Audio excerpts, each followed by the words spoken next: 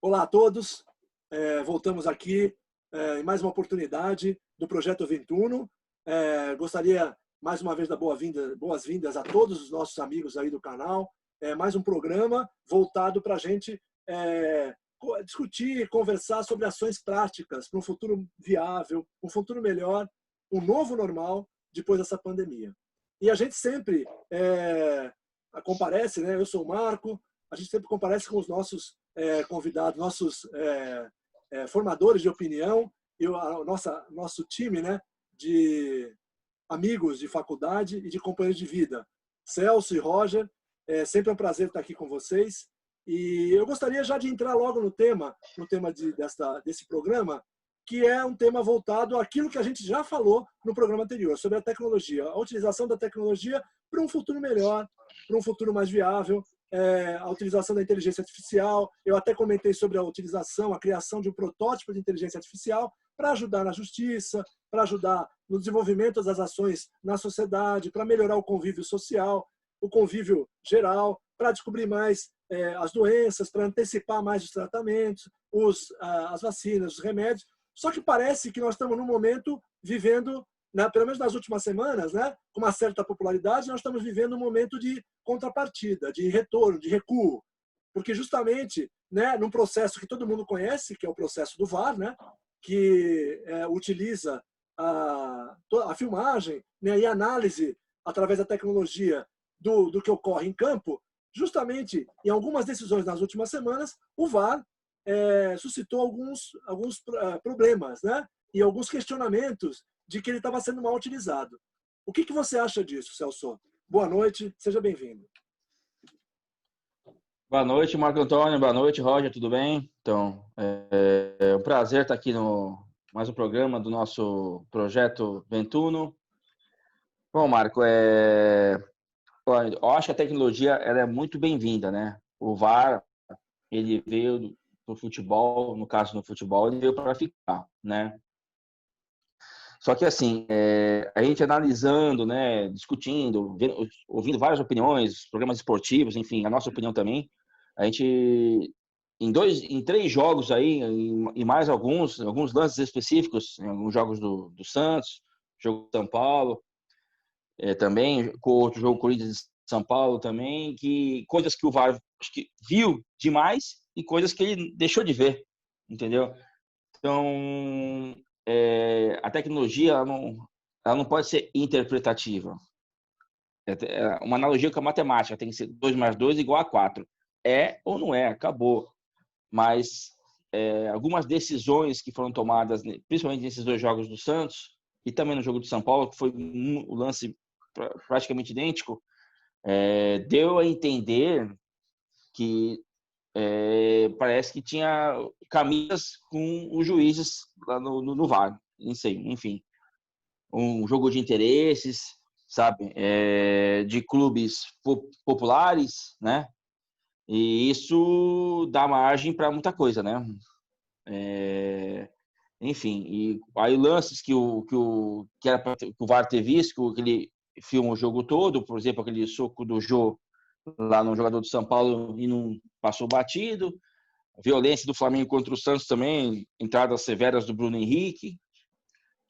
Então, assim, isso não pode acontecer. Eu acho que o VAR aqui tinha que ser um exemplo muito bacana, igual acontece na Premier League, né? Só ele é utilizado em poucos lances e muito rápido, muito rápido. Aqui, além de ser duvidoso os lances que o VAR ele interpreta, que não é para interpretar, e a demora, né? A demora. Em dois lances do jogo do Santos, 10 minutos perdidos do jogo. E isso deixa o jogador em campo maluco. Imagine, você fica numa pilha que...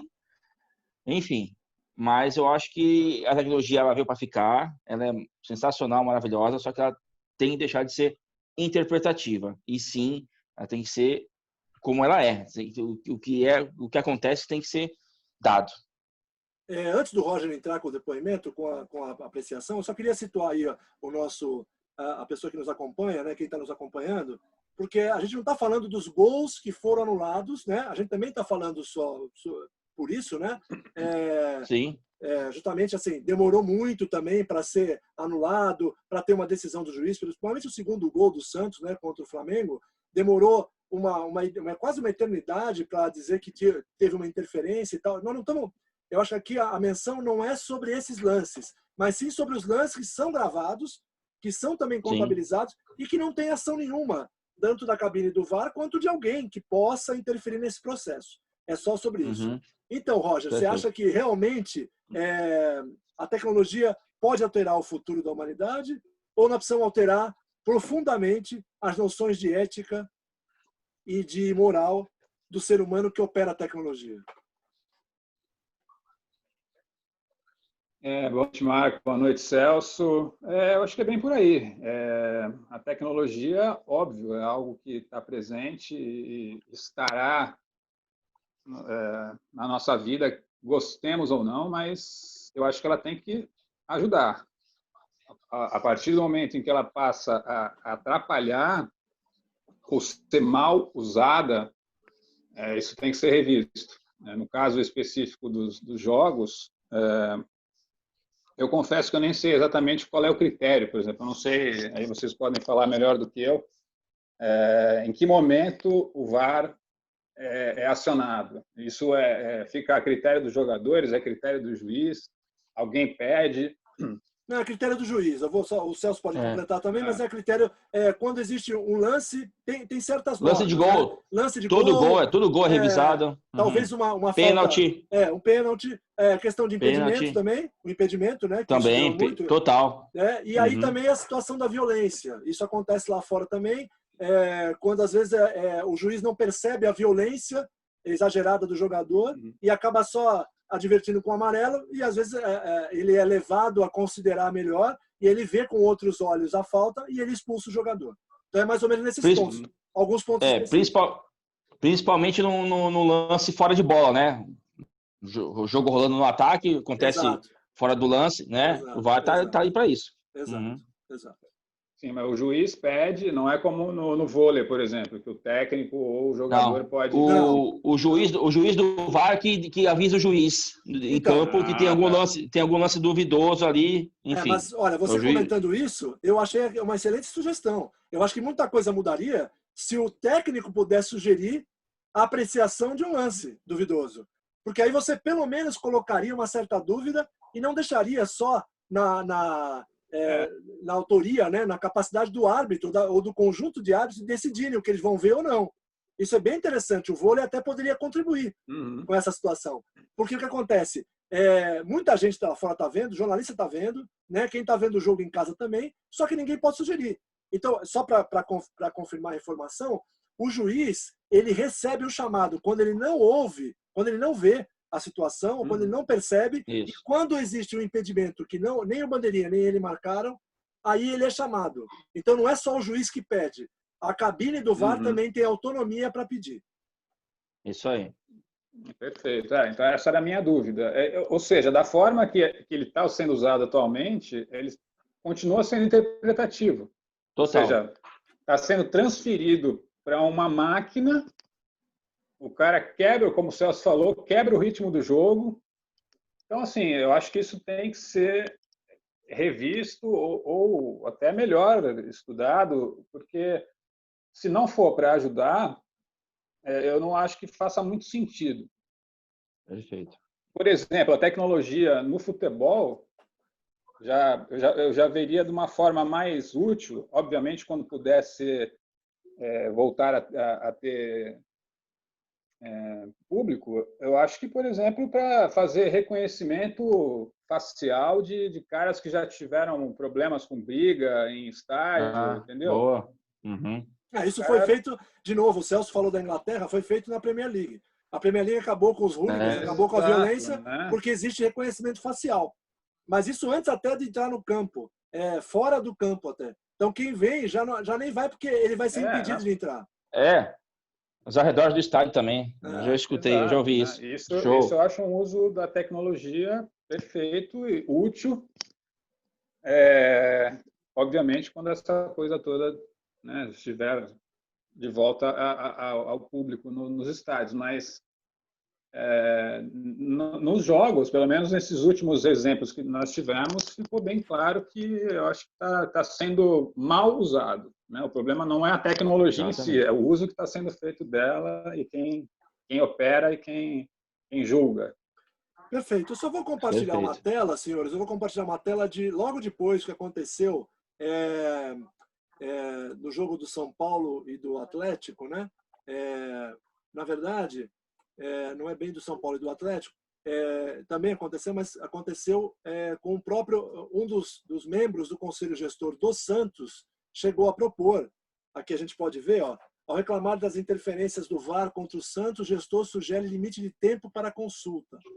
Isso seria uma forma também de limitar a ação do ser humano que opera a máquina, né? Então, nós teríamos aí uma limitação de tempo, né? O Pedro Doria criticou e tal, que é todo o direito dele, e aí ele acha que ele fala que ele encaminhou um ofício, materiais subsidiados, desenvolvido pela análise de desempenho, e mostrando a situação e os questionamentos. Então, ele pede aqui, né, a defesa dele é que o VAR tem um limite. Ele tem um limite para ser acionado. Ele não pode ficar toda hora, né? Vamos usar e não vamos falar nada. Quer dizer, vamos deixar a coisa rolar e não vai ter limite de tempo. O que aconteceu, o que o Celso acabou de falar com essa situação. O que vocês acham disso? Perfeito. Essa opinião dele eu compartilho.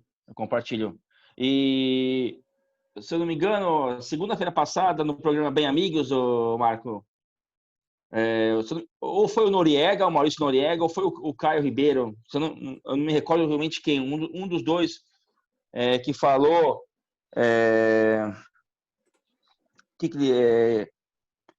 me deu branco agora, que eles falaram... não, lembrei.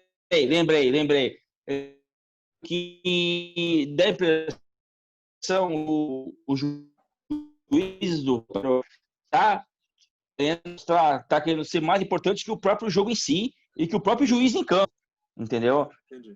E realmente dá essa impressão, né? Eles querem a palavra certa, a palavra que eles usaram, protagonismo. Dá a impressão que que o juiz que opera o VAR querem protagonismo. Ele quer ser o protagonista da partida. O VAR, exatamente. Quanto menos essa tecnologia precisar dela, melhor que o juiz em campo está desenvolvendo o jogo, entendeu? Melhor coisa.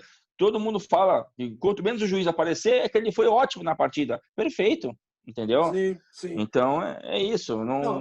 Eu concordo plenamente. Eu acho que aí você está tirando, né, o foco dos verdadeiros protagonistas. São jogadores, né? São jogadores. Lógico, são jogadores. Né? Os jogadores, é lá dentro, né? O juiz, aliás, tem um ditado sobre o juiz, né? Isso faz tempo já, há mais de 50 anos. O bom juiz é aquele que não aparece. Exatamente. Em qualquer esporte. Bom juiz, o cara, como é que o cara foi? Não, o cara não apareceu. Não tem coisa boa ou coisa ruim. Então, ele é o melhor juiz. Agora, eu vou pegar um gancho que vocês aí mencionaram, que eu acho que tem a ver com a nossa discussão em relação a projeto, ações práticas para o futuro e tal, que eu acho que é algo que é interessante. Ele cabe no que a gente está conversando.